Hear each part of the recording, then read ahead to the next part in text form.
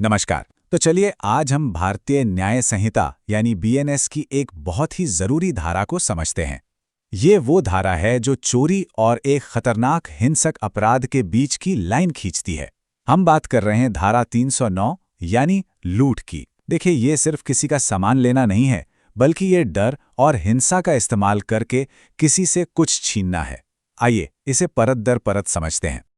अच्छा, जरा इस सिचुएशन के बारे में सोचिए। एक तरफ एक जेब कतरा है जो भीड़ में बड़ी सफाई से किसी का बटुआ निकाल लेता है, और दूसरी तरफ एक लुटेरा है जो बंदूक दिखाकर वही बटुआ छीन लेता है। दोनों ही सूरतों में नतीजा तो एक ही है, बटुआ गया। तो फिर कानून की नज़र में इन दोनों में इतना जमीन आसमान का फर्क क्यों है? इसी सवाल का जवाब हमें बीएनएस की धारा 309 में मिलता है। तो सबसे पहली और सबसे जरूरी बात, कानून के हिसाब से लूट या रॉबरी कोई अपने आप में अलग जुर्म नहीं है। ये असल में चोरी या जबरन वसूली का ही एक कह सकते हैं कि एक ज्यादा खतरनाक, एक ज्यादा संगीन रूप है। और इसे खतरनाक बनाती है एक ही चीज, हिंसा या फिर हिंसा का तत्काल डर। अब यहाँ एक बहुत ही दिलचस्प पॉइंट आता है।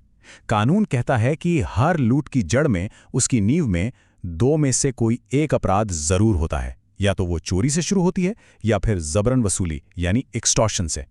लूट इन्हीं दो अपराधों का एक बिगड़ा हुआ रूप है। ये इस कानून का आप कह सकते हैं गोल्डन रूल है। भारतीय न्याय संहिता की धारा 309 एक बिल्कुल साफ साफ कहती है, सभी लूट में या तो चोरी होती है या जबरन वसूली। तो सवाल यह है कि ये साधारण से दिखने वाले अपराध आखिर लूट जैसे संगीन जुर्म में बदलते कैसे हैं? चलिए देखते हैं। तो चलिए पहले केस को देखते हैं। एक मामूली सी चोरी लूट कब और कैसे बन जाती है? वो कौन सा एक इंग्रेडिएंट है जो इसे इतना ज्यादा गंभीर बना देता है? इसको एक रेसिपी की तरह समझिए। स्टेप 1 एक चोरी हुई। स्टेप 2 अब इस चोरी को करने के लिए या चोरी का माल लेकर भागने के लिए अपराधी उसमें एक खास चीज मिलाता है। वो है हिंसा या तत्काल चोट पहुंचाने का डर या किसी को जबरदस्ती रोकना। बस जैसे ही ये हिंसा या उसका डर चोरी के साथ जुड़ जाता है, वही चोरी लूट बन जाती है। और कानून ने खुद इसका एक बड़ा सीधा साधा सा उदाहरण दिया है। यहाँ क ने ख से सिर्फ सामान नहीं लिया, उसने पहले उसे जमीन पर दबाया, मतलब फोर्स का इस्तेमाल किया, उसे गलत तरीके से रोका। तो चोरी के साथ जैसे ही ये जबरदस्ती जुड़ी, ये बन गई लूट। तो ये तो हुई चोरी की बात। अब आते हैं दूसरे फाउंडेशनल क्राइम पर, यानी जबरन वसूली यानी एक्सटॉर्शन। ये लूट में कैसे बदलती है? यहां पर दो चीजें सबसे ज्यादा मायने रखती हैं, अपराधी की मौजूदगी और खतरे का वक्त। देखिए, एक्सटॉर्शन को रॉबरी बनने के लिए एक चेकलिस्ट है। 3 शर्तें हैं जो एक साथ पूरी होनी चाहिए। पहली, अपराधी पीड़ित के ठीक सामने फेस टू फेस मौजूद हो। दूसरी, वो धमकी भविष्य की नहीं बल्कि उसी पल तत्काल चोट पहुंचाने की हो। और तीसरी, पीड़ित उस डर की वजह से उसी समय और उसी जगह पर अपनी चीज उसे दे दे। इसका भी एक क्लासिक उदाहरण है जो हम अक्सर फिल्मों में देखते हैं। क हाईवे पर ख से मिलता है, मतलब उसके सामने मौजूद है, पिस्तौल दिखाकर तत्काल चोट का डर पैदा करता है और ख डर कर उसी समय अपना पर्स दे देता है। तीनों शर्तें पूरी हो गईं, तो ये जबरन वसूली नहीं, ये लूट है। अब इन दो उदाहरणों से फर्क बिल्कुल पानी की तरह साफ हो जाता है। पहले केस में धमकी फोन पर दी जा रही है, खतरा है, लेकिन वो भविष्य का है, अपराधी सामने नहीं है। ये है जबरदस्त वसूली। लेकिन दूसरे केस में अपराधी, बच्चा और पीड़ित सब एक ही जगह पर हैं और खतरा तत्काल है, अभी और यही वाला। ये है लूट। देखा आपने, सिर्फ एक शब्द तत्काल और पूरे अपराध की शक्ल ही बदल गई। तो अब जब हम ये समझ चुके हैं कि लूट क्या होती है, तो सबसे बड़ा सवाल आता है, इसकी सजा क्या है? जाहिर सी बात है, जुर्म इतना संगीन है तो सजा भी उतनी ही सख्त होगी। कानून ने इस अपराध के लिए अलग अलग लेवल पर सजा तय की है। अगर हम एक सामान्य लूट की भी बात करें तो सजा बहुत सख्त है।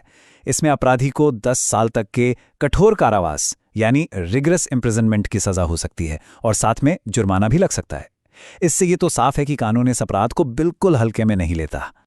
लेकिन बात यहीं खत्म नहीं होती। कानून हालात को भी देखता है। सोचिए, अगर यही लूट किसी हाईवे पर सूरज ढलने के बाद और सूरज निकलने से पहले यानी रात के अंधेरे में हो, तो सजा और बढ़ जाती है। ये 10 साल से बढ़कर 14 साल तक हो सकती है। और इसका लॉजिक भी सीधा है। रात में सुनसान हाईवे पर कोई भी इंसान और ज्यादा लाचार महसूस करता है और खतरा कई गुना बढ़ जाता है। और अब आते हैं सबसे गंभीर प्रावधान पर।